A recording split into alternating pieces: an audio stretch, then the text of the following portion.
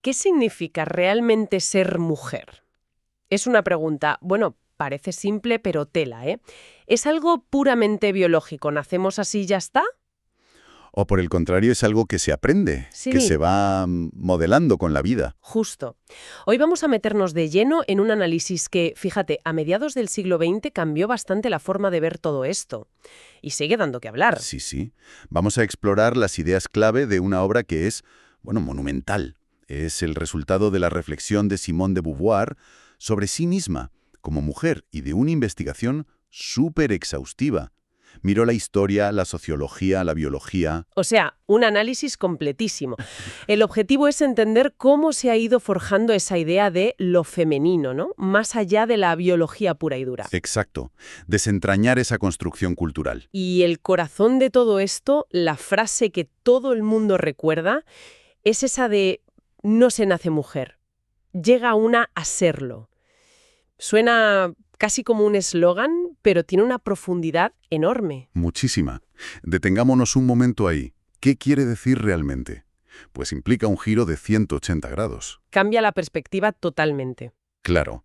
Lo que Beauvoir viene a decir es, mira, la biología, ser una hembra humana, vale, es el punto de partida, pero no es el destino final.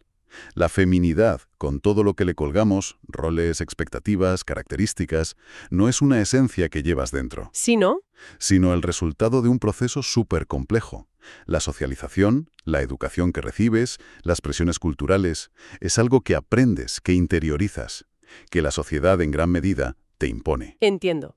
Entonces, esta obra fue mucho más que una reflexión personal. Fue un estudio a lo grande. Absolutamente. Se considera, vamos, fundacional para el feminismo contemporáneo, casi como una enciclopedia de la condición femenina. Beauvoir usó herramientas de un montón de disciplinas, historia, socio, psicobiología, y lo filtró todo por el pensamiento existencialista. El existencialismo, que ponía el foco en la libertad, la responsabilidad individual. Eso es, en la idea de que tú creas tu propio sentido, que no vienes con un manual de instrucciones de fábrica. Y claro, una obra así no pasó desapercibida. Imagino que levantó ampollas. Uf, y tanto. Por un lado fue un exitazo de ventas, casi desde el principio. Pero por otro, generó una controversia tremenda. Normal, chocaba con muchas ideas establecidas. Claro, desafiaba dogmas religiosos, costumbres sociales súper arraigadas, la visión tradicional de la familia, los roles de género. Fue un bombazo. Y he leído que fue la reacción de las lectoras lo que la impulsó a ella misma a ser más activista. Sí, sí, es curioso. Recibió una avalancha de cartas de mujeres de todo el mundo que decían, me veo aquí, esto es lo que yo siento. Y eso la animó a meterse más de lleno en la militancia feminista. Vio el impacto real, ¿sabes? Volvamos a esa idea central, la de la construcción social. Si cosas como ser coqueta o paciente o sacrificada no son innatas, ¿de dónde salen? Según Beauvoir, claro. Pues salen de la educación, de lo que se espera de ti, de los modelos que ves desde niña. Ella argumenta que, históricamente, a la mujer se le ha definido casi siempre por su relación con otros. Siempre como la mujer de, la madre de, la hija de. Exacto. Nunca como un individuo con entidad propia, por derecho propio. Su identidad siempre estaba mediada por otro, definida desde fuera. Entiendo. Por eso la tarea principal sería. La reconquista de una identidad propia.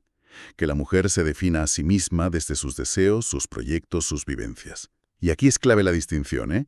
Una cosa es la hembra biológica con sus capacidades reproductivas, el embarazo, el parto, y otra muy distinta es la femenidad. La feminidad como ese paquete cultural de normas, de comportamientos, Ujú. de atributos psicológicos que la cultura le asigna a esa hembra, como la emotividad, la dependencia, el rol de cuidadora. O sea que no hay un puente directo y obligatorio entre tener útero y ser, por ejemplo, pasiva o superemocional. Esa es la tesis central. Esa conexión la crea la cultura. La feminidad, como la hemos entendido, es un constructo. Se monta sobre la biología, sí, pero no sale directamente de ella. Vale. ¿Y cómo se ha mantenido esa estructura tanto tiempo? Mencionaste antes un concepto filosófico, lo uno y lo otro. Ah, sí. Es un concepto clave para entenderlo. Suena un poco abstracto, pero es muy práctico. A ver, cuéntame. Pues la idea es que muchos grupos humanos se definen a sí mismos creando una alteridad, un otro. Alguien diferente, frente al cual ellos se afirman como la norma, como lo importante, lo esencial. Ponme algún ejemplo. La historia está llena. Para los griegos los bárbaros eran lo otro. Para el europeo colonialista el indígena era lo otro. Para el hombre de ciudad a veces el del campo. Para el rico, el pobre. ¿Entiendes? Un grupo se pone como el centro, la referencia. Vale, sí, se definen a sí mismos definiendo al otro como diferente, secundario, a veces inferior. Justo. Y Beauvoir aplica este esquema a la relación histórica entre hombres y mujeres. Dice, el hombre se ha colocado históricamente en la posición de lo uno. El sujeto con mayúsculas, la norma, lo humano por defecto. Exacto. Y por lo tanto la mujer ha quedado relegada a ser lo otro, lo relativo, lo secundario, el objeto que se define siempre en relación con el hombre o en oposición a él, nunca por sí misma. Pero ella señala una diferencia importante con otras opresiones, ¿no? Algo peculiar en esta relación. Sí, y es crucial.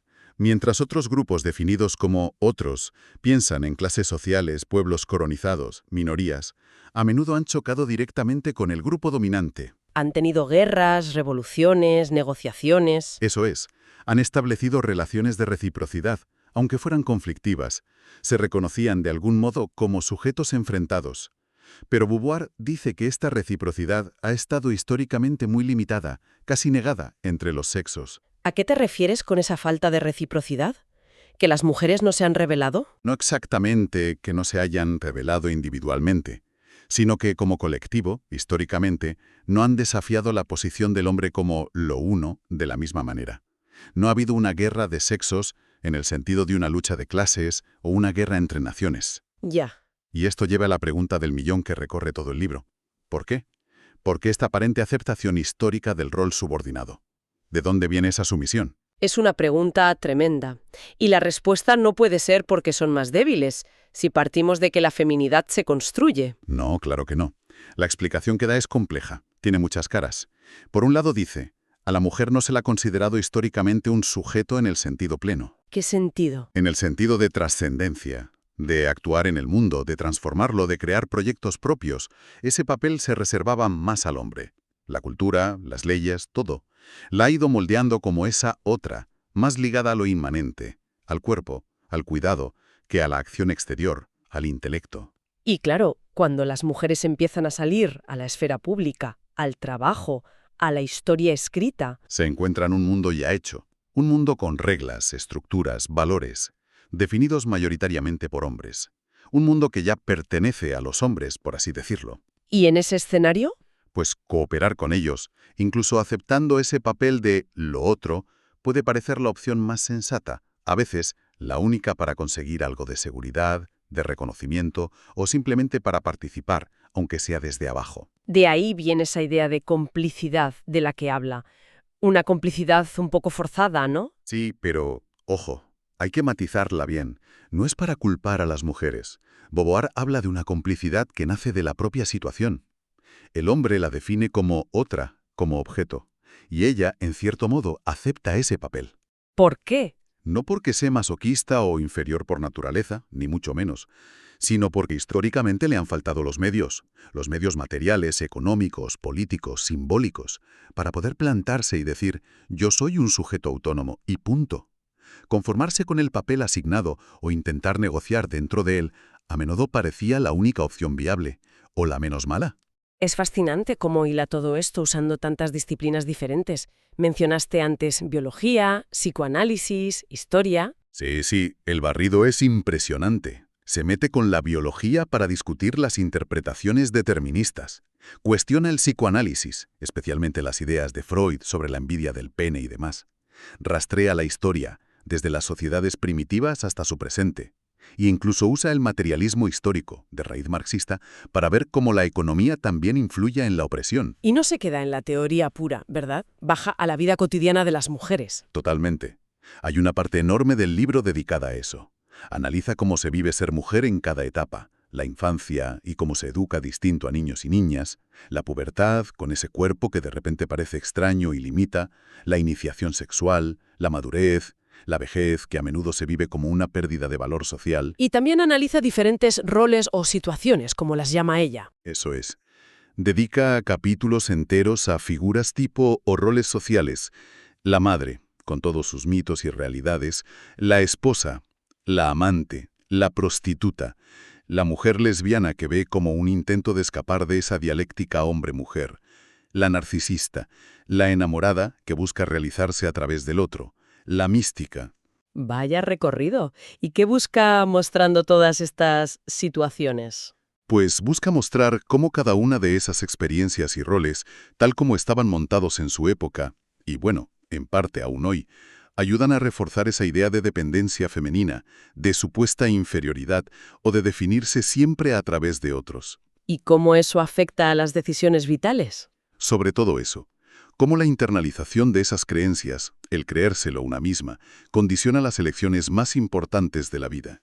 ¿Casarse o no? ¿Tener hijos? ¿Seguir una carrera? Efectivamente, analiza la presión social brutal que empujaba y a menudo sigue empujando, a las mujeres al matrimonio como única forma de realización o seguridad. Esa idea de que una mujer se completa con marido y familia. ¿Y al revés? ¿El estigma de la soltería o de priorizar una vocación? Claro, decisiones que parecen libres pero que estaban y están súper condicionadas por esa estructura de ser lo otro. Pero el análisis no es solo una queja, no. También propone algo, una salida hacia la igualdad. Correcto, no es solo crítica, que también, y muy dura, es una propuesta constructiva. Argumenta con mucha fuerza que la igualdad real beneficia a todos, a mujeres y a hombres. También a los hombres, ¿cómo? Pues piensa, si la mujer define sus propios objetivos, si deja de girar solo alrededor del hombre, él también se libera. Se libera de esa carga de tener que ser siempre lo uno, el proveedor, el protector, el sujeto absoluto que necesita mantener a la mujer como otra para definirse. Gana una compañera, una igual, no una subordinada. Y recalca que esto no es culpa de unos o de otras, ¿verdad? Exacto. Insiste mucho en que la desigualdad es una construcción histórica y social, que ambos sexos han participado, aunque claro, desde posiciones de poder muy distintas. No se trata de buscar culpables individuales, sino de entender la estructura de dominación, y que ambos sexos pueden ayudar a perpetuarla o a desmontarla. La responsabilidad es compartida, aunque la opresión la hayan sufrido históricamente las mujeres. Vale, ¿y qué propone concretamente para llegar a esa igualdad? ¿Qué pide? Las demandas son muy claras y apuntan a un cambio social profundo. Pide la integración social plena de la mujer, en igualdad de condiciones.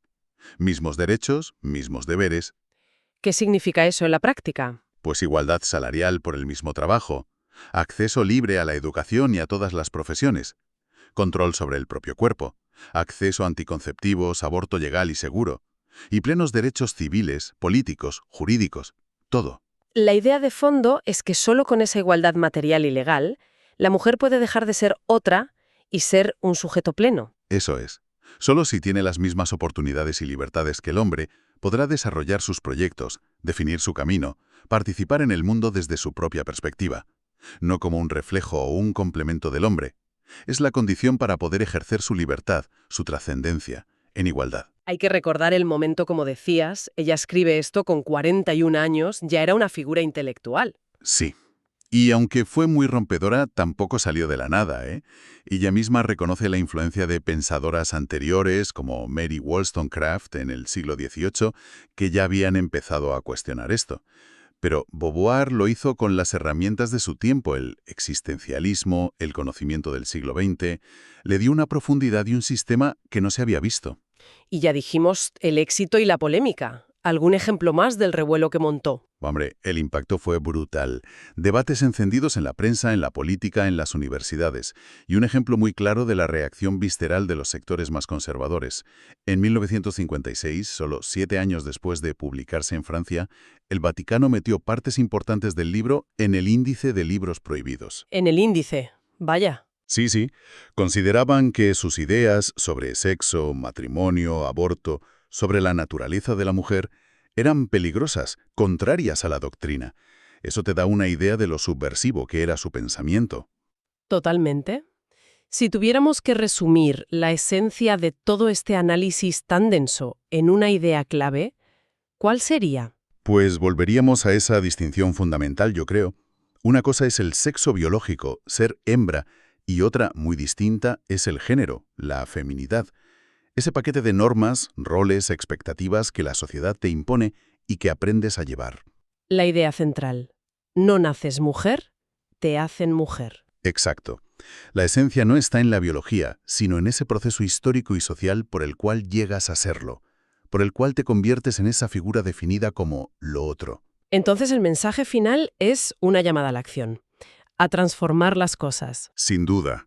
Es una llamada urgente a que la mujer se libere de esa definición que le viene de fuera, que deje de ser lo otro del hombre y reconquiste su propia subjetividad, que defina su identidad desde sí misma, desde sus experiencias, sus deseos, sus proyectos, en igualdad y reciprocidad con el hombre.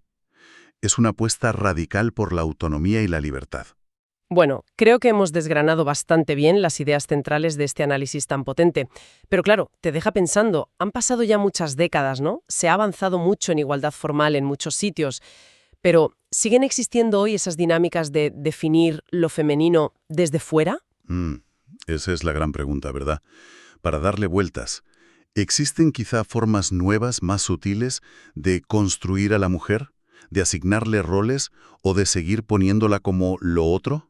¿Cómo cuáles? Pues no sé, piensa en la presión estética brutal que hay en los medios, en las redes sociales, o en los debates sobre conciliación que a menudo recaen más sobre ellas, o en cómo se representa la mujer en el cine, en la publicidad. Incluso discursos que parecen bien intencionados, a veces pueden acabar reforzando estereotipos sin querer. ¿Es verdad? ¿De qué maneras, quizá más escondidas, se sigue diciendo hoy a las mujeres cómo tienen que ser? Es algo sobre lo que merece la pena reflexionar, creo yo. Desde luego. Una pregunta potente para que cada cual siga pensando. Si les interesa seguir explorando ideas como estas, que nos hacen cuestionar y aprender, les invitamos a suscribirse al canal Perú Cultural para más contenido. Gracias por acompañarnos.